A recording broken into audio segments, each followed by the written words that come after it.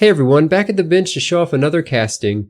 Thought filming this way might show a better visual of scale for each piece. This pendant was one designed for a client a while back, but just got to the file to have the video uploaded. You'll probably notice a white spot in the seat of the setting. That's some investment that didn't get completely removed. Like all our castings, this was filmed right after quenching and didn't notice that all the investment hadn't been knocked off until we started recording. Figured why not just leave it in. The pendant itself was cast in 14 karat yellow gold and is an abstract design based on a rough drawing that our client's customer did. Has more of a modern feel than most pendants as the metal bars are being used as architectural elements of the design. The round section at the top of the pendant where the two bars V and come together is where the pendant will slide onto the chain. The piece was made to take up to a 4.5mm wide chain. Finally, the last part of the pendant is the seat for the gemstone. An 8mm round diamond is going to be set by our client's jeweler once this casting is cleaned and polished.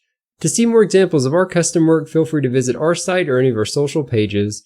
Links will be listed below. For anything else, feel free to ask. Always more than happy to help, and thanks for watching.